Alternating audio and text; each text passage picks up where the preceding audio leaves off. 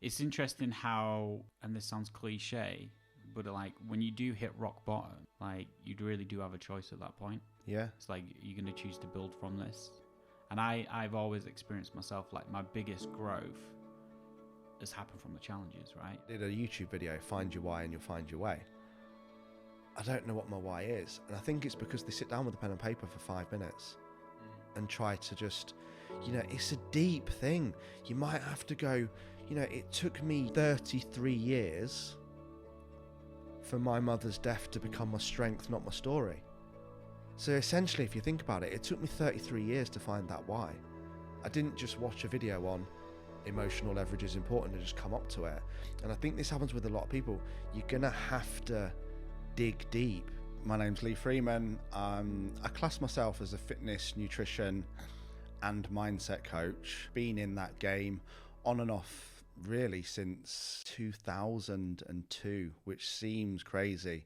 So I initially qualified as a personal trainer, did the National Academy of Sports Medicine, was based in Leeds at David Lloyd, and then went through a period when my music career took off. I've owned a nightclub, I was a promoter, moved to Sheffield in 2006 when Plug opened. I was there for many years, and then kind of hit the wall with the music career and the nightclub stuff, and I broke 2 discs in my neck. The upside of this was it was kind of, a life-changing operation, and I've spoken about it a couple of times actually. When I spoke on stage for Supercharged, I spoke about, because I was talking about confidence and anxiety and stuff, and I always tell this story because I remember it literally to the day. I don't remember life being too tough before, but I was speaking to the guy who did the operation. He was a Hungarian surgeon called Mr. Kimini, and he kind of looked me straight in the eye like this, and he just said really calmly, as if it was like, "Hey Josh, would you like a drink?" He said, "I'm going to make an 8-inch incision through the front of your neck. We're going to remove C4 and C5, which are the 2 broken discs. I'm going to put a Medtronic cage in. I need to remove your spinal cord in order to do that. Zip you back up and you'll be good as gold."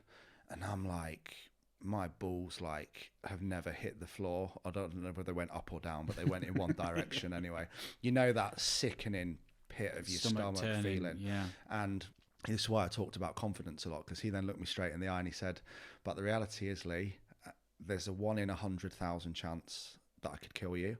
He says, "There's a 1 in 10,000 chance that I could paralyze you. But I've done this operation over 1,200 times and I've never messed up once."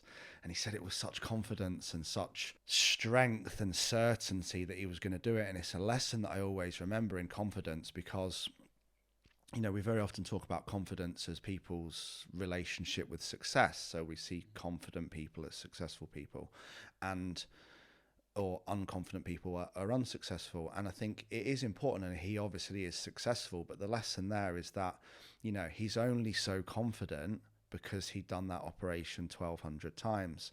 So it was the repetition and the point that he probably, had messed up and failed a few times, but the repetition of all that skill gave him the confidence to just, with something so big, just say I'm going to do this and I can nail it. The life-changing thing that then happened was, that sent me into a spiral. I couldn't play rugby, which was my biggest passion. Obviously went out with the lads every Saturday night. And then a catalogue of things happened. My mum died when I was 6 months old, and my dad left, and I grew up with my grandparents. 2 months after that happening and the breaking the neck was when my grandfather died, who was my kind of last real close member of family. My behaviour became quite destructive, resulting in, a divorce with my then wife. All this happened in a 3-month period. And it is that, you hear people say it all the time, but, it was rock bottom. It was like, what is the point? Gramps is dead. I've just got divorced. Wasn't happy in the career I was doing. I'd gained weight. I was really unfit in 3 months of not playing rugby. It's scary how quickly that can happen in that 3-month period. I was on my own, and that's when the suicide attempt happened, when it was just like, what's the point? And then I'll be forever grateful to this guy, and I hope he does watch it. I was watching randomly Sky Sports. I'm not really a boxing fan. I have no idea why it popped up. It was on a random channel, and a guy called Dave Stacker, who was Kell Brook's nutritionist at the time. I'd worked with him a few years before, kind of become friends a little bit, and then drifted apart. And I saw him carrying Kell's belt into the ring for one of his fights. And I was like, oh my God, that's Dave. So I was kind of straight on Facebook, and I'm like, sent him a message saying, you know, I've just seen you on Sky TV. Like, we haven't spoken for like 4 or 5 years. Like, what's happening? And then we had a chat, and I told him what happened. And he was like, listen, let's get you back on track. Let's get you in the gym. Let's start looking after your food. And, you know, Dave kind of mentored me for a couple of years, which I'll be forever grateful for. There was such a change in that side, from physically and mentally, the change in me getting on track, but that was just through training and nutrition. And then I still kept going into this cycle where I'd drop back off, and then I was unhappy with work, and I'd get in great shape, and then I'd lose shape. And I was just sat there one day just thinking, this can't be right. There's got to be something different. And another great coach called Mark Coles, I then saw a post from him. I don't even think Instagram was a thing back then. It's like, the post said if there's one book that he could recommend anyone to read, it was The Secret by Rhonda Byrne. And like, instantly I just thought, do you know what? And this is how old we are now. I was like, I'm going to get that. I'm going to get the audio CDs, because I'm quite dyslexic, so I'm not used to read. And I was still working at Plug, and it was 4 CDs, and I just listened to them on repeat. Like, literally 2 hours to work, 2 hours back, driving around town, checking on the promotional staff, parking up and spying on the doorman to check they weren't smoking on the front door, all the boring stuff of a club owner. And it was just game changing, like learning about the law of attraction. Now, I'm still a massive law of attraction fan. I don't kind of buy into a lot of the wishy-washy. If you believe it, you can achieve it. If you don't believe it and you do the work, you can probably still achieve it. But the big thing that it taught me was about the like thoughts attracting like thoughts. And, you know, we can either water the flowers or we can water the weeds. It's that simple. If we water the flowers, we're going to get more flowers. If we water the weeds, we're going to get more weeds. And that's where my mind was at the time. And, you know, throughout the depressions and the attempted suicides, I would have like one negative thought, and that might be, I hate working at Plug. And then my thought would be untamed or unlooked after for 3 or 4 hours whilst I was doing a shift.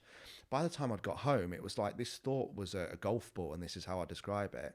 It had rolled down the mountain, and it was a snowball the size of a house of negativity. I'm going to lose my house. I'm depressed. I hate my job. I'm single. Nothing ever works out for me. Why did my mum die? Why did my dad leave? All these things, until I was literally back in that place. What that book taught me was, you can do the same, but with positive thoughts.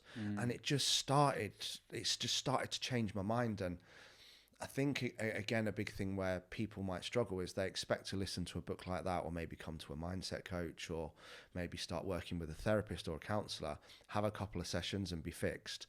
Like, that didn't happen. Like, that CD was on in my car for 2 hours a day for around about 2 years. And it was only towards the end that I really started to see the change. And that was what solved the problem. Like, I knew the nutrition stuff worked. I knew the fitness stuff worked, but I'd never really dived into training the brain and training the mindset and understanding, you know, I was diagnosed with anxiety, PTSD, bipolar, autism, ADHD. I've literally got the full spectrum of everything you can have. But it's like, how do I understand my mind, and how do I start training that just like I train my biceps? Because I train them by reps and reps and reps and reps, and by feeding them the right things and by resting them. And I'm like, so I need to train my mind every single day. I need to feed my mind, which is who I'm listening to, who I'm talking to, who I'm spending time with, what I'm watching. And I need to rest my mind, which is the one that I still struggle with the most, as you know. So that was then when I came out of that. I competed 2 national physique modelling competitions and kind of went down that road. And it was only when I started to come out of that and feel better, I'm like, right, this is a career change for me, because, you know, this guy has changed my life, a combination of the mindset, combination of working with Dave. I want to change people's lives. I want to help people. I want to help people who, where I am, get to where I am now. And I'm by no means fixed. I still have to work on it every day. I still see counsellors. I still see therapists. I've still got a business coach and a mindset coach. My goal was to help and impact people. So that's when the fitness, nutrition and the mindset angle came into Unbreakable, which is now fitness, nutrition and mindset. Most people tend to just either do mindset, or they just do mental health, or they mostly do training, or they mostly do nutrition. And for me, all three need to be in place. And then we've kind of tagged in two extra aspects now, which are we work on relationships and we work on careers as well. Because even I think your nutrition, your mindset and your fitness could be on fire if you hate your partner and you've not had the strength to have the difficult conversation, and you're in a relationship that's not working, or you're in a career that's literally destroying your mind every day. Those other things become irrelevant because you spend 99% of your life with your partner or at work. So you could have a dream body, you know, your fitness could be on point. And so those are built in as well. The company's just built from there, really. Got 2 members of staff now, 2 amazing coaches, Levi and Nat. And the big change in the last kind of 5 years is obviously the challenges and the mindset stuff that we've started to do, which you obviously saw. It's interesting how, and this sounds cliche, but like when you do hit rock bottom, like you really do have a choice at that point. Yeah. It's like you're going to choose to build from this. And I've always experienced myself, like my biggest growth has happened from the challenges, right? From the destruction, whether that's external destruction or internal destruction. Tell me a little bit more about these challenges, because again, I'd like, for those that maybe not familiar, you've done some really impressive stuff, like some pretty fucking mental stuff, to be honest. Yeah, I mean, as well, just to build into what you just said there as well, which I think is a great point to bring up for the people that are watching. When we do hit that rock bottom, it's in a way it's a good thing, because there's only one way to go. You can't go any lower. There's only one way back up.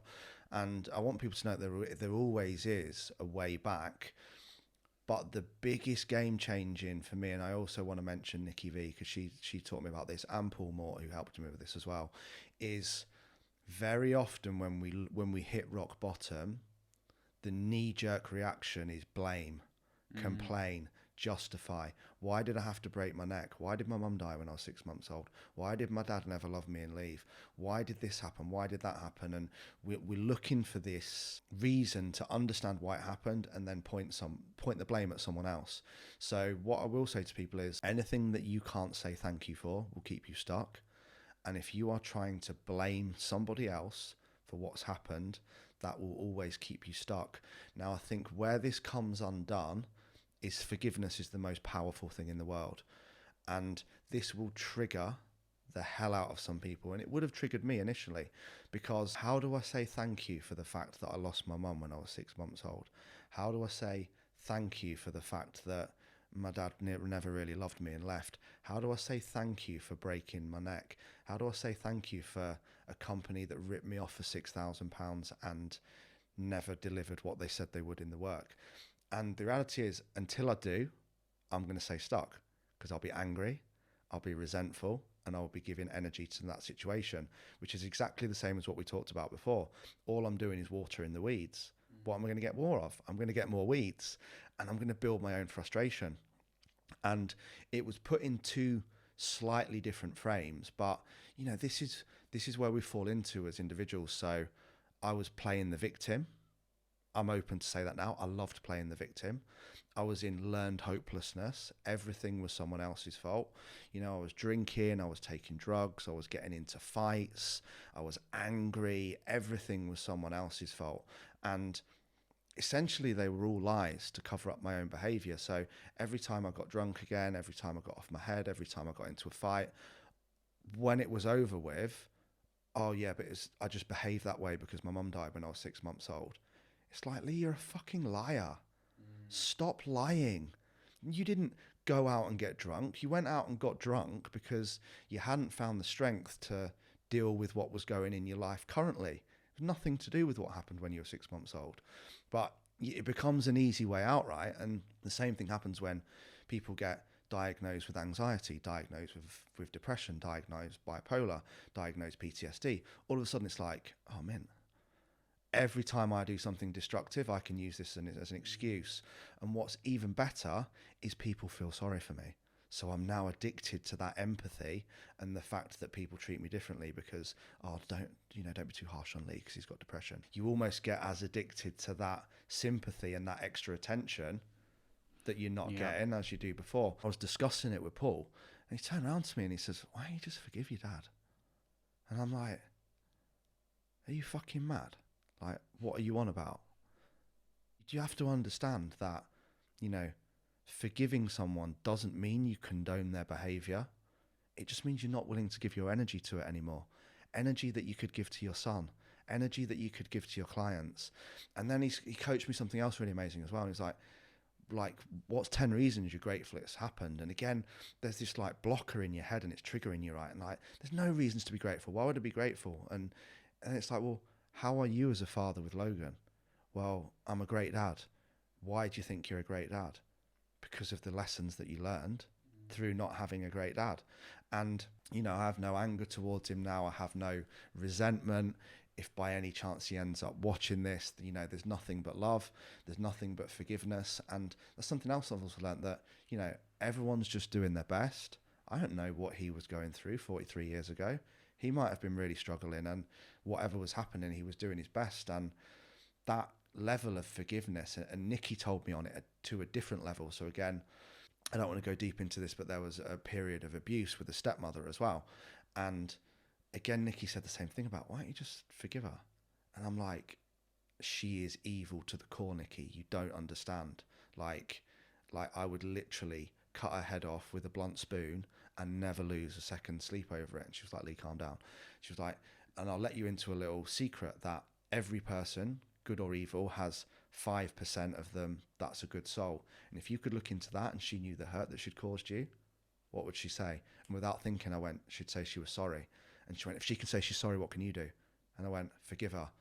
And it was like a drug experience. Like, I've got goosebumps now. Like it lifted this weight off me. And she said the same thing. She went, the way she worded it was that forgiving even the most horrific of abuse does nothing but free you of the memory of the pain. And again, that was like so powerful to understand. Actually, I can just let these things go, and I can just understand that everyone's just doing their best, and I can drop the story, and I can stop playing the victim, and I can just focus on me and what I want. And those two things to take home: as long as you are blaming someone else, and as long as you can't say thank you, you're screwed. You will stay stuck. That was such a powerful share, and I like how you not only through sharing that weaved in the solution, but I think meeting at that level where you've got the experience where for most people they'd empathize, they'd justify it. I think is probably the better word here. It's like, well, that's justified. That's a good enough reason to feel a certain way. And having gone through that, but come out the other side and still been able to find the pros, still been able to find, I call it the gift. Yeah. Like, what has this gifted me? That's what I was going to talk about even more. What there's always a lesson. Yeah. There's always a gift and there's always a lesson if we are willing to look for it. Most people don't want to look for it. They want to keep telling the story about why it's different for them. And again, that's what keeps them stuck. Yeah. I've been on my own self-development journey for a long time. Even as a kid, I remember reading Bruce Lee books and Arnold books. So it's introducing me to this philosophy. Yeah. Which I think at the time I liked, but it didn't really land. But as I got, 17, 18, it really started to stick, and that shaped my philosophy on life in a big way. But if I think well, that was 16, 17. I'm now 32. I've done every kind of, experience, from, healers in Bali, right? Yeah. To coaches, to therapists, to psychedelic experiences, DMT, ayahuasca, you name it. Yeah. There's so many different things I've gone through, and immersed myself into so many worlds to learn and grow. But it took me years to realize that we're never fixed. Yeah. It took me, and that was the thing that kept me switching back, because I would have this phase where I've done the deep work, feeling good, Like I'm like back on it. Something would happen, it would tip me back, and then I'd be in my head about like, why the fuck am I feeling like this? Why the fuck I thought I'd got through this, and then I've realization is like, well, you never fixed. It's always a journey. But the point I kind of wanted to share that was, I think people are too hard on themselves. You can't expect to just read one book, No. right? Go to one event, listen to some, Instagram reel. Like they might be catalysts to create a big, they might waken you up and like make you feel something new. Like they pique at an intrigue. They give you an insight into like another way of living. But it's a long fucking journey. Yeah. Like it's that commitment to forever game, right? I'll tell you a perfect example of that as well and how it can change.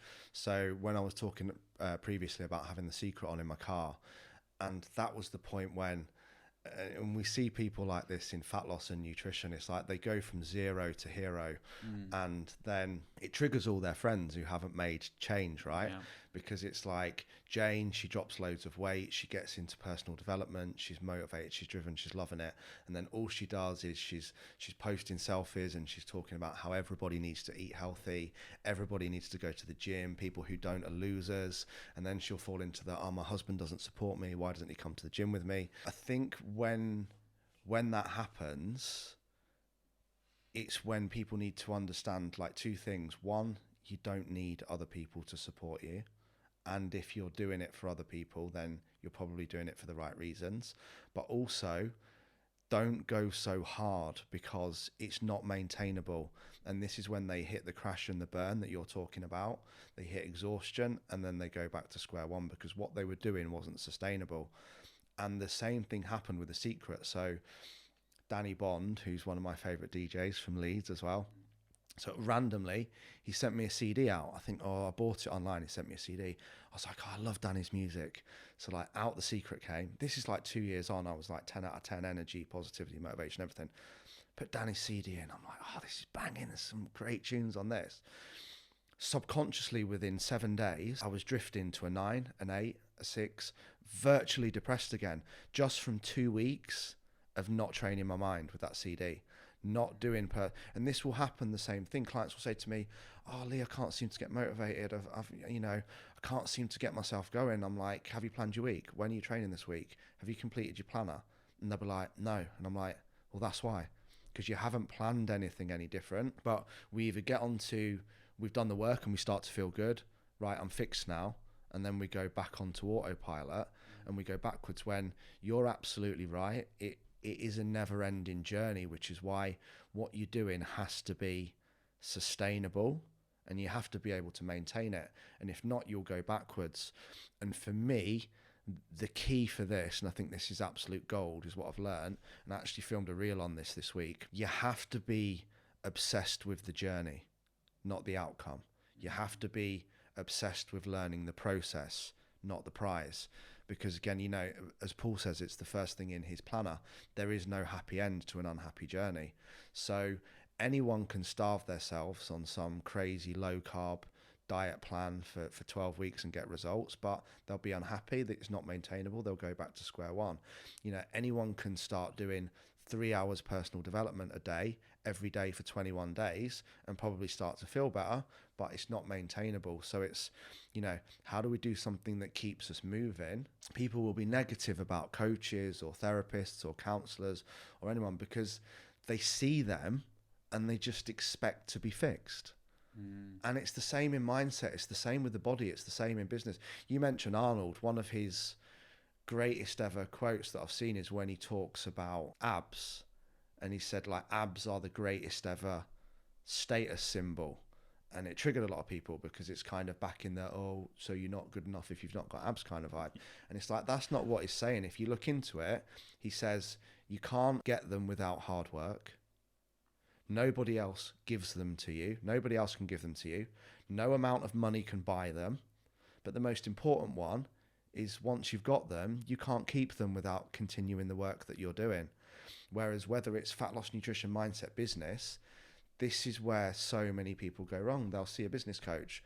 I expect to get to where I want to be in 12 weeks and that's it. I'm a multimillionaire and my business is fixed forever.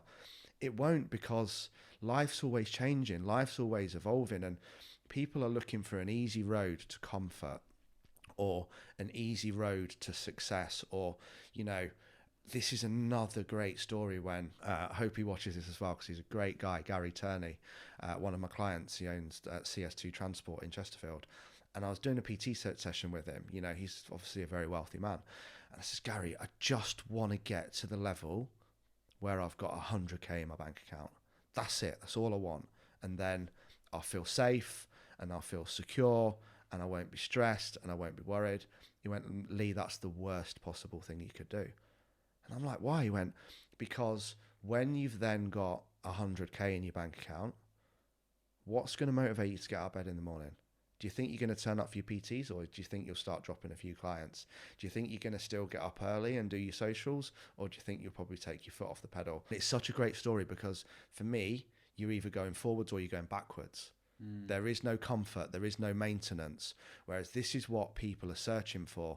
Right, I want to do your plan for 12 weeks and then get to there, and then I expect to stay there forever. Well, you won't. If you can't continue doing the work for the rest of your life, you're going to go backwards because time moves on. And you see this happening with people in business. They get to a certain earning level and then they think, right, I can just let my ego take over. I can switch off.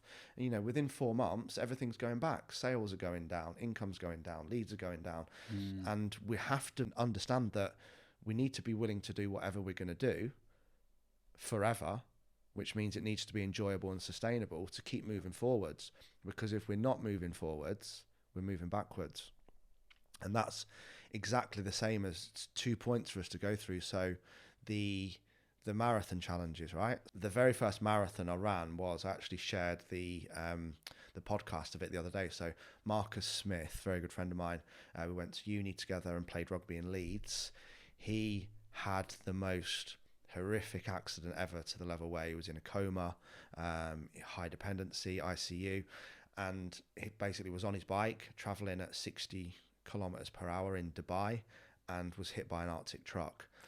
90 minutes either way to a hospital.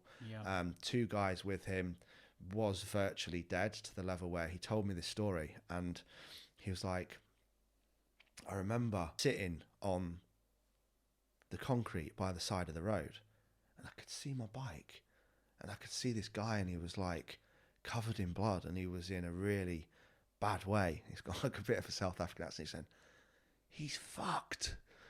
And the person was him. So we'd gone to that level where it was like he'd gone outside of his body, and he had this experience when he was like, I need to let my wife Holly know that I'm okay. And he says, I like got up and I walked and I got back inside my body. Anyway, it's a long story from then of his recovery and stuff. But a year later, he ran 30 marathons in 30 days. Every day for 30 days. Crazy. In Dubai. They projected him onto the Burj Al Arab, or whatever it's called, the big hotel. Inspired thousands of kids. Incredible guy. So I was like, right, I'm inspired by this. And I think that sometimes you need someone to just inspire you. If Marcus can do 30 marathons in 30 days, I'm going to train to run 1 marathon in 30 days. And that was the beginning of the running journey. But again, the similar thing happened, what you said and what we were discussing about the boxers. I kind of hit that high, completed the marathon, and then I was like, what next? Stopped running, went back to doing what I'd always done, which is what a lot of people think. And I'd long had this dream of doing, you know, something huge charity-wise. For my mum died of Crohn's, for the charity in her remembrance. And then a friend of mine, Laura, who she'd just actually come on board as the sales and marketing director of, it was Freeman Fitness, not Unbreakable then. And I had a phone call from her on Sunday night, the day before she was about to start work. She said, Lee, I can't start work tomorrow. Something unbelievable has happened that is going to change the path of my life forever. And you know, your typical thing that you think of as a boss, you think, God, new employee about to start Monday morning, call on a Sunday. Like, what's happened? Is it just a bad weekend? And, you know, she ended up obviously telling me, you know, her brother Ross had killed himself that night. So close to home. He has a son, which is the same age as Logan. And, you know, just that reality of, you know, that could have been me. The secret to my success is I've become a little bit obsessed with helping people. And it's also become my own worst enemy, because sometimes I've become so drained helping people that there's nothing left for me. For you, yeah. And I can solve all these incredible mental health problems. There's people, I've rehabbed, 100 plus alcoholics. I've taken 10 plus people who were literally about to kill themselves to 3 of them are now multi-million businessmen. And I can do all this for other people. But sometimes I find it really hard to do it for myself. So I thought, what can I do to help this family? So I'd long planned this challenge. So I said to Laura, right, Ross had said in his suicide note that, his mental health had felt like carrying a weighted vest. He hadn't had the help that he need, and I hadn't. And this is nothing against the NHS. They do an amazing job. But, when I was diagnosed bipolar by a psychiatric nurse, I was put on a waiting list and given some tablets. And this is how I started working, because that's not good enough. He didn't get the help that he needed. And what he said in his note was that he wanted the family to do work to get more help.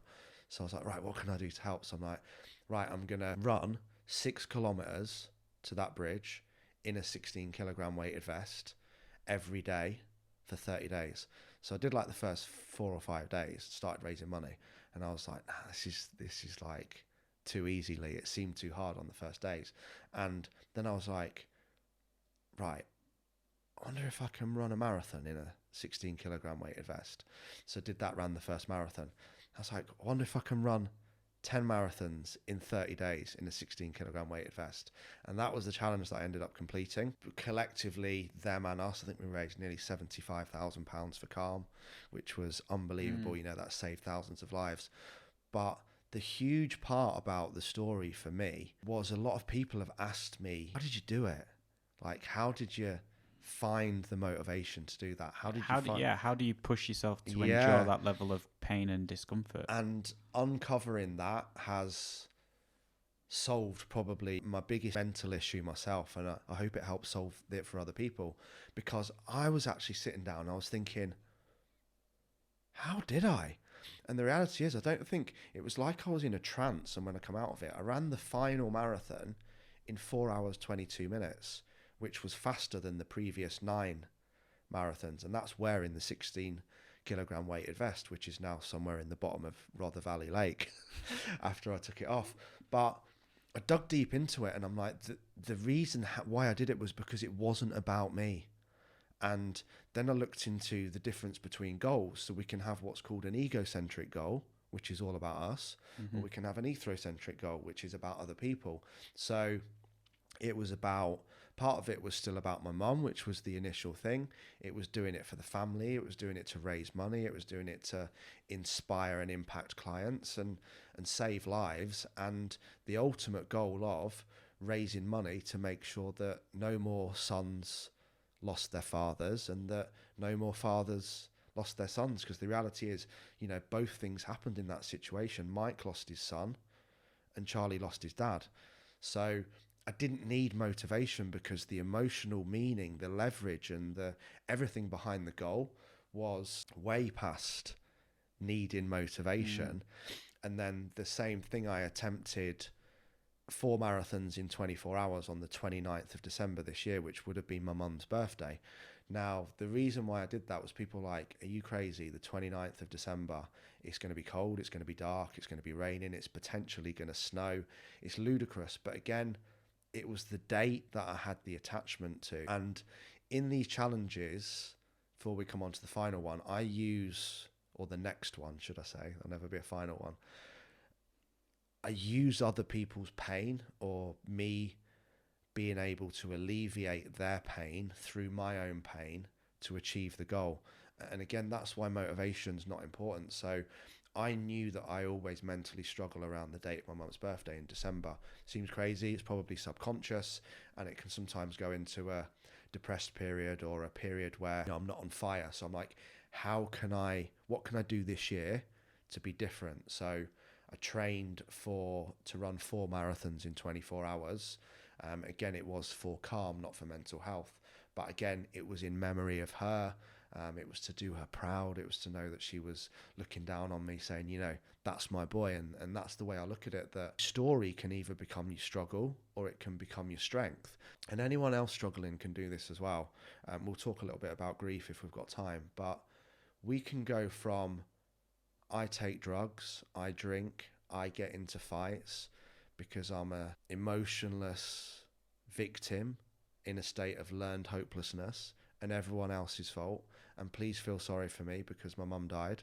Or I can go through the state of, you know, my mum didn't get to live her life, so she's now going to live her life through me, and I'm going to spend my life doing things to make her proud because she's looking down watching. She didn't get to experience these things. She didn't get to do these things. So I'm going to drop this bullshit story about how things are different for me and how I behave negatively because this thing happened.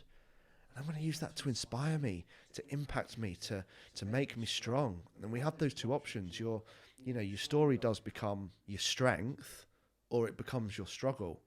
But whichever one it becomes, that's your choice. And another perfect example, I triggered the living daylights out of a client on a live video, who I'm not going to say who it was, but I learned this from Paul, and he said, whenever you put my in front of something, you give it identity. Then it becomes your identity. Then it's very hard to get rid of. So people will say, and I used to say this, my depression, my bipolar, my anxiety, my PTSD, my autism, my ADHD, me, it's mine. I've got it, you know, and that then you think you can't get rid of it. It becomes your reason for not doing things. You take identity of it. And, you know, when we take identity of things, even down to, you know, Bruce Lee said it, didn't he? In a self-talk thing, your brain doesn't know whether you're telling yourself the truth or you're lying. So if you keep saying, I'm not good enough, no one will ever love me, I'm rubbish, I always fail, you become it.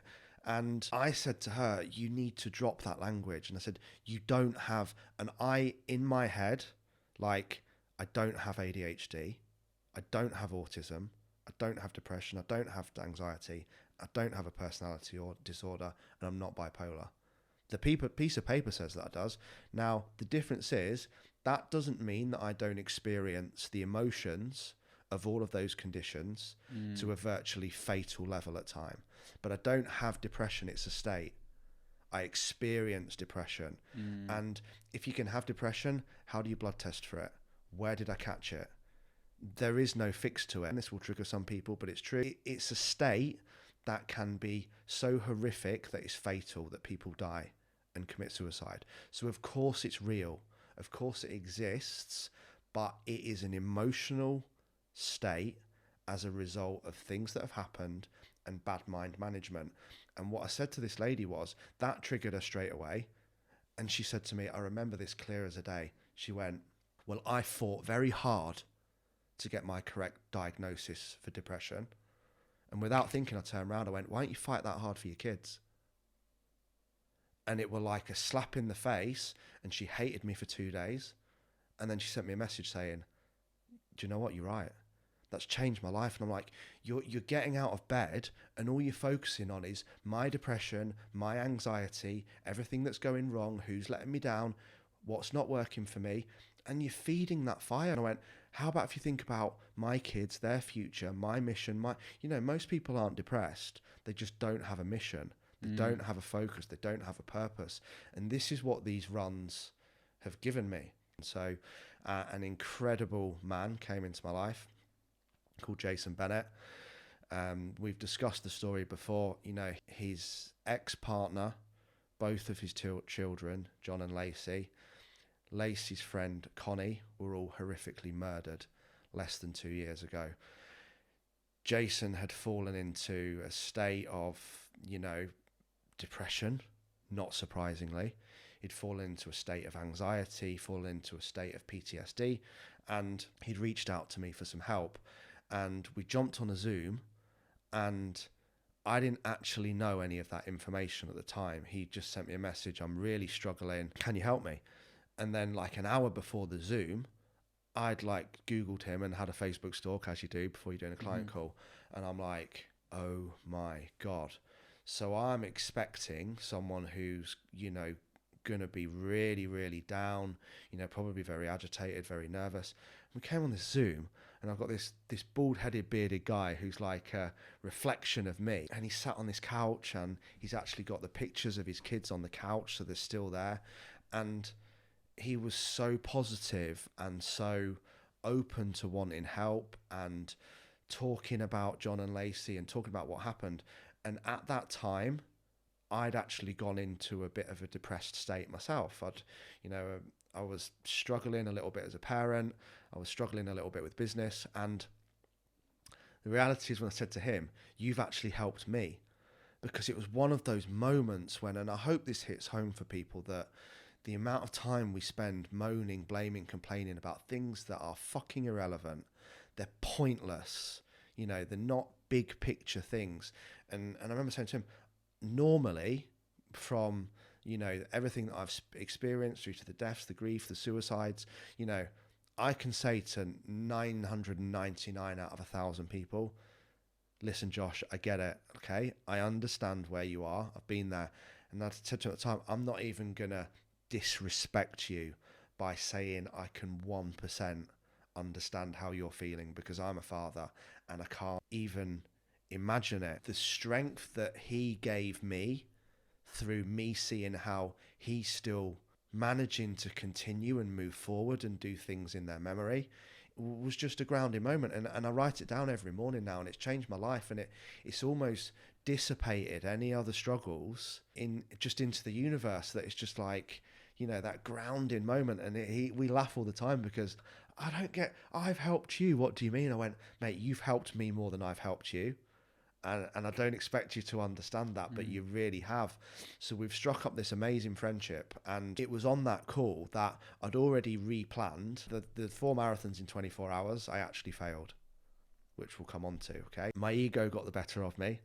I had this secret goal that I was going to run 5 marathons in 24 hours, not 4 marathons. I was going to get all this glory. It was going to be the best story ever. I'd planned it all in my head. I'd gone for a run weeks before, and it was cold and it was icy, but then the sun was coming off the lake, and I was like, this is what it's going to be like. I'm going to do the 5th marathon. I'd visualized it. I'm going to pick Logan up. I'm going to carry him over the finish line. All the press were there.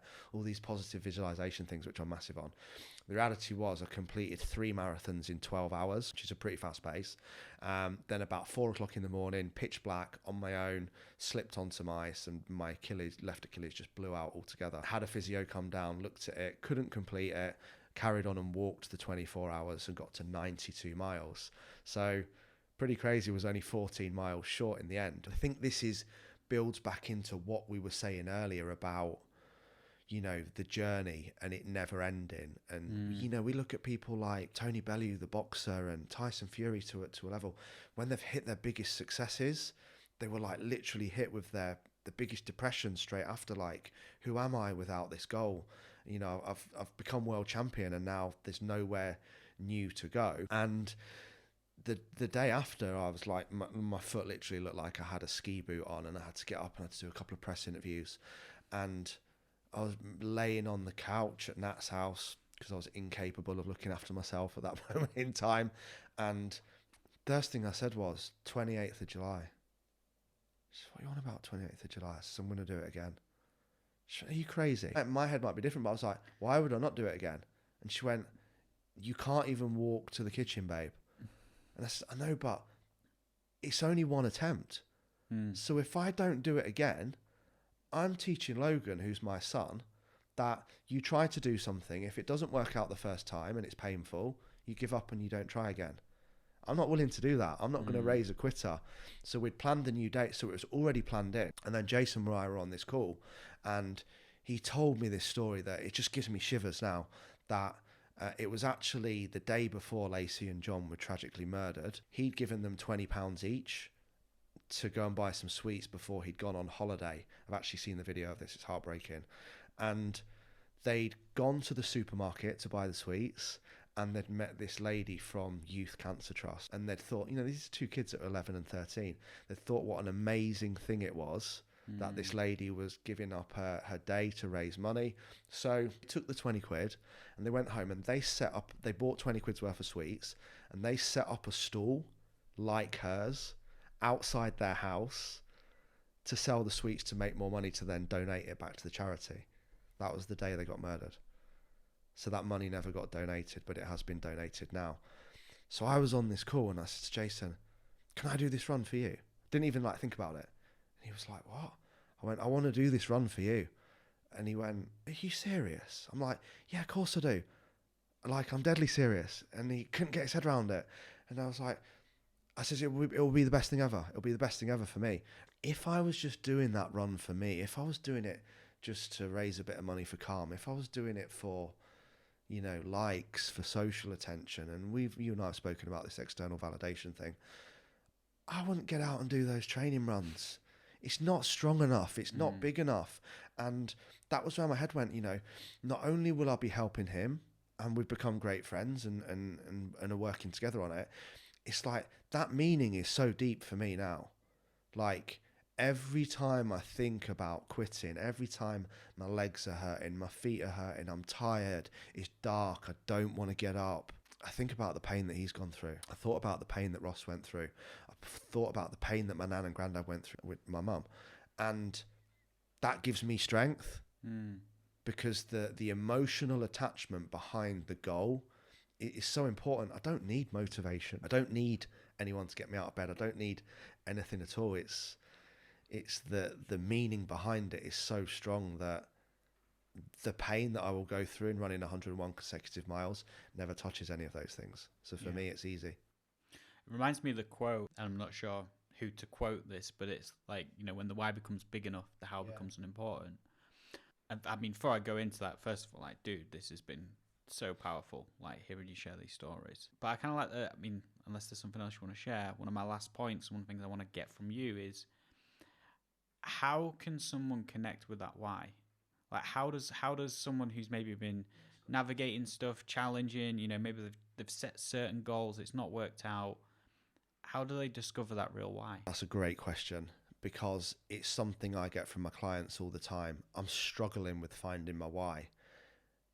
And I think it's because they get misconstrued on what it needs to be.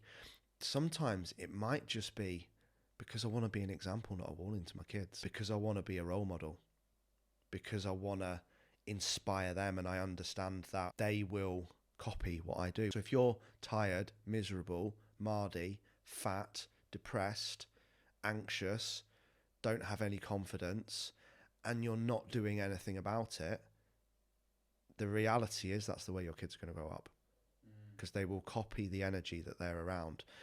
And I think that the second thing is it builds into what you were saying about never being fixed. People will say, I did a YouTube video, find your why and you'll find your way.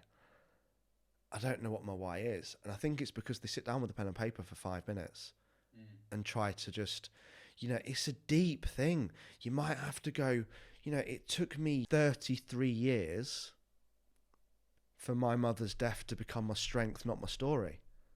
So essentially, if you think about it, it took me 33 years to find that why.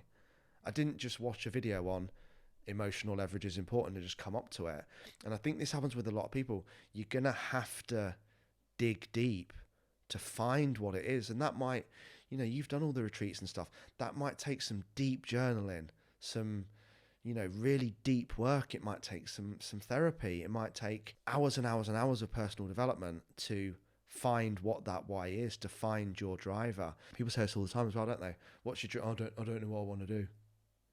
How much time have you spent looking? Well, none. You know, they hate the job and I don't know what I want to do. It's like, so you might have to take 3 months out, going back through your life. Okay, when was I happiest? What were my happiest memories? What do I enjoy doing? Who needs what I enjoy doing? Yeah. How do I turn that into a career? And you'll find the answers. But I used to be a massive Take That fan, by the way. This might shock the people. I'm in love with Take That. They're my favourite band. I love them, and I'm not ashamed. Just gone down with this when they split up, I took a day off school, bunked a day off school, devastated. Anyway, back to the point. So we've got 2 burning houses, right? One of them's got my Take That CDs in. They're quite important. I do love them. One of them's got my son in. Like, which house am I going to run to first? Like, that one I'll be like, I kind of want those. I think this is where people get out with their goals. I kind of want those CDs, and I'll be a bit gutted to lose them, which is, I kind of want to look a bit better in Marbella and feel happier, and, you know, I would like a better career, or I would like a bit more money, or I would like a happier relationship, but it's not really that important. So they get started, and that's when they're reliant on motivation. They need motivation to go to the gym because the outcome isn't really that important to them, or they're doing it for the wrong reasons, or they're doing it for other people. Egocentric, not etherocentric. Now, then we take the other house and we're like, my son's going to die if I don't go into that house. Yeah. There's not even going to be a thought process. And that's a more extreme version of what I'm talking about with the run. You're in the house, you wouldn't even think about the fire, and you'd do anything to go in and save your son's life. And when you can develop a goal that's that important with an emotional attachment to it that's that important, and then create leverage on a daily basis via journaling and mindfulness, that's when you will achieve anything at all that you want. But it has to be important to you. And if it's not, find a new goal. In Brian Keene's book, I still absolutely love this. It's better to be at the bottom of the ladder against the right wall than the top of the ladder against the wrong wall. So again, you know, you might be at the top of your game in something, but if you're not happy and it's not fulfilling you and it's not giving you purpose, and you're feeling that you constantly need motivation in order to do it, you're always going to fall foul. Because like I said yesterday, it's like sunshine and rain in England. That's what motivation's like. It's always going to come and go. It's never going to be consistent. So if you're reliant on it, you're fucked. Whereas if you've got a meaningful goal, a meaningful reason for wanting to achieve it, and deep leverage, as with those runs, I'm not going to let Jason down. I even turning up for all those, I've got some horrific training runs planned for the next 12 weeks. Turning up for them is non-negotiable. I won't need motivation. They're scheduled, which is another great one as well. What doesn't get scheduled doesn't get done. So there's a plan. There's an outcome, a destination, there's a plan, and then there's support and emotional attachment. Whenever I've pushed myself, which is not, I'm not even going to compare the challenges you've put yourself through, but when I've you know, horrible training session, like I used to run a CrossFit box for context, so like any WOD's not particularly nice, right? And you're in that and you're gritting your teeth and you're going through, and it might be something like, you know, for me, it might be just like, it's just one more rep, right? Just got to go one more round, you know, it's just like keep putting the foot in front of the other. And that's kind of like this, I'm referred to like mental chatter, right? Like what's going on in our head. When you're doing these challenges, what's the mental chatter? Like, what does that look like? My body wants to say no. My head wants to say no. And I can just ask myself that question. Is the pain you're in right now anywhere near the level of the pain that Jason's experiencing? And if the answer's no, I keep on going. Same with when I did it for Ross. All I thought of every time I thought about quitting, is the pain you're feeling now on a level with the pain Mike's experiencing from losing his son? It's not even close. It's not even in the same ballpark. And we have to understand that pain can be our friend. And this is why so many people go wrong, because they're looking to find pleasure without pain. And it doesn't exist. I can't have the pleasure of running the 101st mile and it being the best feeling ever without the pain of the training sessions. And this is where so many people struggle, because like going back to the story I told you about Gary, with me seeking out the comfort of having that much money, it would make me lazy. And people seek out comfort, and trust me on this, if you are seeking out comfort, you are going to end up uncomfortable via default. And if you're already uncomfortable and you still avoid discomfort, you're going to get more discomfort via default. And going to the gym and eating healthy is a very simple analogy. It's like you either get to the gym and you start to eat healthily and you work on your mental health, which are all going to be uncomfortable, right? Nobody really likes going to the gym. Nobody really likes going for runs. Nobody really likes saying no to the chippy tea and having a chicken Caesar salad instead. Saying no to the social occasions, saying no to drinks, saying no to drugs, saying no to anything. It's uncomfortable. And then you have to go through some pain. But on the other side of that pain is happiness, fulfillment, purpose, health, more energy, better sleep, better motivation, more drive, more energy. So you have to go through the pain to get to the good things. But what most people do is they avoid the pain and then they end up in more pain by default. Or, again, you all know this in business, people look for the quick fix. They look for the pleasure. They try to get pleasure avoiding pain. And this is why so many of you keep falling for Slimming World, for Weight Watchers, for Herbalife, for Juice Plus, for the Bell End online coach who tells that you can lose 30 pounds in 30 days while still eating pizza, drinking beer and not going to the gym. They're preying on people. I'm telling you, you can achieve the thing you want without any pain whatsoever. Fuck off. Utter bullshit. But that is what people want. And that's why they fall for it. And then they give money to these people, and then obviously it doesn't happen. So if you are trying to avoid pain to get to pleasure, that's what you need to stop. We have to go through a certain amount of pain, but pain can be your friend. And on the other side of pain is pleasure. Yeah. It's the same emotions. You can't, this is when you were saying about people being fixed, you can't be happy all the time. No. You're always going to feel depressed because happiness can't exist without depression. Pain can't exist without pleasure. This is why the whole bipolar thing that, you know, yes, I can be diagnosed with it, but everyone's bipolar in some format. It just means you're either very happy and hyperactive a lot of the time, or you're a 0 out of 10. Yeah. Everyone's on, same as autism, same as ADHD. We're all somewhere on this spectrum. And, you know, the reality is, again, the same with business. You know, you'll have had ups and downs. You can't have a rich month without a poor month.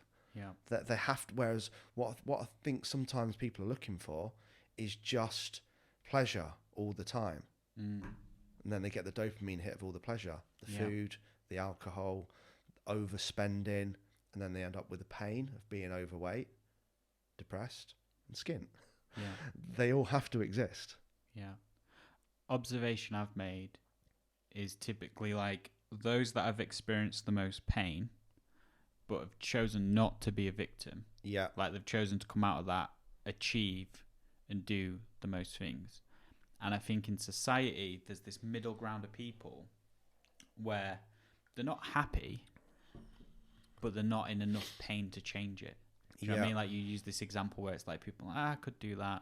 You know, if someone's like in a job they're not happy with, but they haven't looked, right? Yeah. It's because you're not that unhappy in your job. Yeah. Because if you're fucking unhappy in your job, you'd be fucking morning, night, you'd do the work to get yourself out of that pain. And I think that's kind of the problem with society. Everyone like on this notion of comfort, it's like people are too fucking comfortable. Yeah. Right? Even though they're seeking more comfort, they're too comfortable already. Yeah. And as sad as it is, maybe it's not sad. Maybe it's just the harsh reality of life. Sometimes we need to go through the hardship. We need to go through the pain. Absolutely. To realise what we can achieve and what we can do. Yeah. And just to understand as well that as long as we go back to that, in every situation there is a lesson or a gift. And one of the biggest things as well that I've realised is that every breakdown that I've had has led to a breakthrough. Yep. Every financial business flop has led to increased income.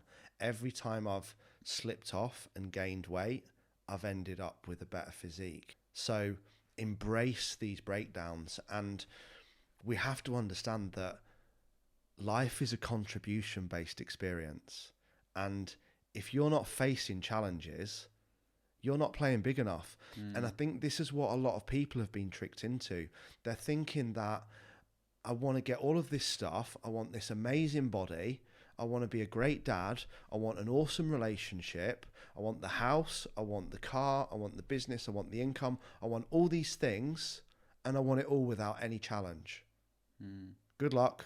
Yeah. And when you found that road, please tell me how I walk down it, because it's impossible. And the reality is, if you're not facing challenges, you're not playing big enough. No.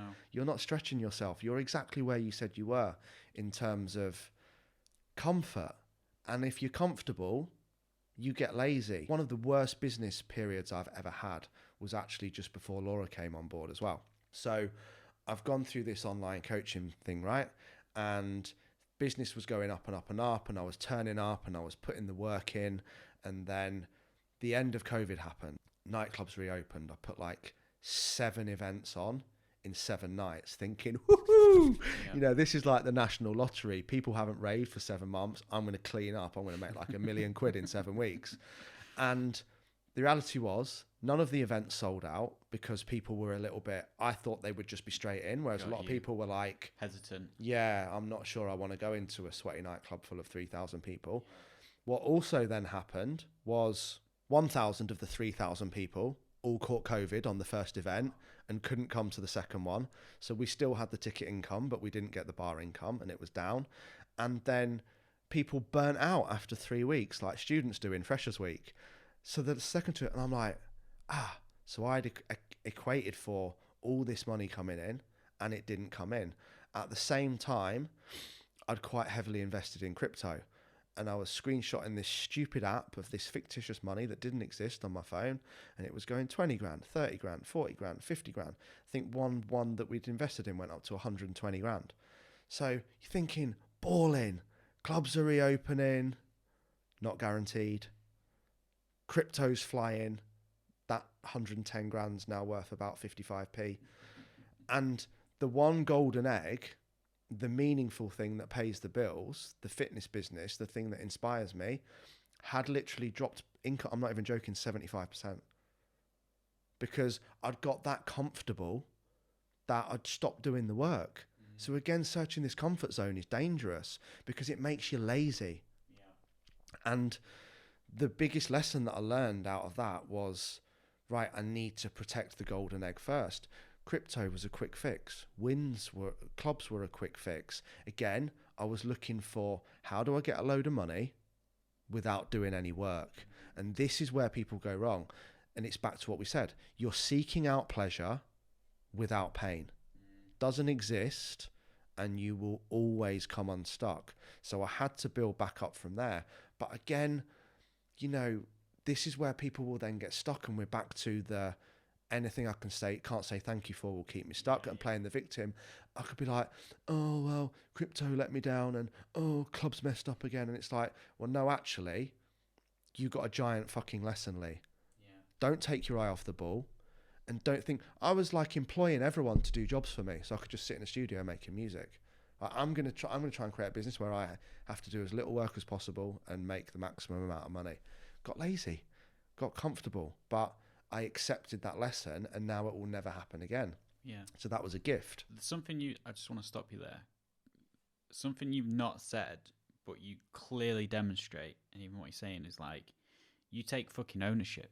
Yeah. And like, maybe you have said it, it's just not that word. It's like, people are quick to push blame or find something, but it's like, it's so freeing when you take radical ownership. It's like, own your shit. Yeah. Like, I found that to be the most liberating thing, is when I actually take ownership of something. Yeah. Because it means I take back control of it. Yeah. Right? Absolutely. I take back control of it. If I focus on things that I can control, that I am in charge of, I will accept and play the role of the strong, empowered warrior. If I focus on things that are in the past, things that I can't control, things that I can't change, this is the reality of where most people live. All their mindset is on things they can't change, things they can't control, and that things are in the past. Their entire vision of the future is shackled by fear from the past. And then they play the role of the weak, helpless victim. I'll give you a perfect example. A certain Facebook ads company, in my professional opinion, completely missold what they were going to do. It cost me £3,000 that I paid to them. It cost me another £3,000 in ad spend, and I was so angry about it. A complete waste of money, didn't move my business forward, was an absolute disaster. And I was getting myself so angry about it. I was so resentful. I hated everyone. I wanted to kill the guy who runs the company. And I left Paul this 4-minute voice note. This is a really funny story. He'll piss himself if he's watching this. And I was just ranting. Like, the money had gone, the ads had gone, we weren't going to work together again. There was nothing I could do to change it. And Paul replied, and he'd heard me start ranting for about 30 seconds. Sorry for the C-bomb on this. We might have to bleep it out. But he'd sent me a voice note back, and he said, fucking hell, bro. I'm not even listening to that fucking podcast. He says, I'd have to carve time into my schedule to listen to that cunt. Answer me one simple question. What do you want to have happen next? And it was like, initially I was like, how dare he speak to me like that? Went straight into anger again. Yeah. Like, I'm really angry about this. Yeah. I'm really upset. I want someone to listen to me. And I want someone to say, oh, poor baby, yeah, aren't they horrible? Should we have a meeting and talk about how horrible and how shit they are? And it's like, it's the same thing as what we talked about at the start though, right? You can give the energy to the fact that they didn't do what you thought you would. You've lost all that money. You think X is a prick. And you can keep going on and on and on and on and on about it. Type of day do you think you can have? Is that going to grow your business? Is that going to inspire your clients? Are you going to be fun to be around? Or what do you want to happen next? Well, I need to generate more leads. Right, should we focus on that? Because that's gone. That's done, you know? And when we can get to that point where we just, you know, only focus on what you can control and what you are in charge of, you will always feel strong and empowered. If you focus on what's gone, what you can't control, and what you can't change, you will always play the weak, helpless victim. And that builds into the gratitude thing of, this is kind of what I'd love to finish on, and I have to credit Susie Ashworth for this because I love her to bits. So we were talking about that same thing, and she's huge on gratitude, right? And this is like two stories here that she told me that they've stuck with me forever. And the first one was understanding that any of these challenges, deaths, bankruptcies, and anything, no matter how horrific it is, until we can say thank you for it, we will always feel stuck. We'll always be angry. We'll always be resentful. And the only person that will hurt is us. Again, this is in Brian Keene's book. Being angry at another person is like drinking poison yourself and expecting the other person to die. They're not even thinking about you. You know, you're not the star of their movie. They are. And you're the star of your movie. So focus on you and stop worrying about them, because it's just wasted energy. But she put her mind on something when she was talking to me, and she said, what is even more empowering is when you can be grateful in advance for any challenges that you're facing. So we can say, I'm grateful for this challenge that I faced. And a great example was this. I had a really horrific nose operation to the level where they had to, for years, they'd given me inhalers, they'd given me antihistamines, they'd given me steroids, they'd given me absolutely every decongestion. Still couldn't breathe through my nose. And during COVID, I saw an ENT specialist, and he put the camera wire up my nose, and I could feel it like tapping. And he's going, oh my God. Oh my God. He's going, I've literally never seen anything like this before. I'm thinking, oh my God, like, what have I done to it? Like, I know I did some tackle when I was younger, but I'm surely I've not caused this much trouble. And I'm like thinking, what is going on? And he says, do you want me to show you on the screen? I says, yeah, of course. So he spins this big screen round, and I can see where the camera's tapping. And it's just white. And he's like, that's bone. I'm like, you what? He went, that's bone. I'm like, right. It says, so no wonder no decongestants have been working, because they're just hitting the bone and coming back out. And basically where my nose had broke so many times playing rugby, the bone had collapsed and it had just calcified. So it was like I literally couldn't breathe because it was bone. So they drilled through both bones, put a plate in. Guess what date this operation happened? 19th of January. Fitness Freshers Week. Sales call. Heaven. The month period of the year, which is like Christmas Day, right, for every online coach and PT, Lee's not going to be able to speak. Again, disaster, depression, why does this always happen to me? Worst possible time of the year, we're going to lose all these sales. The reality is I built a process which meant that I trebled December's income in January without making a sales call. Had that nose operation not happened, you wouldn't have done that. I would have been tired, exhausted, on sales calls the whole month. So it was actually what seemed like a disaster was a massive gift.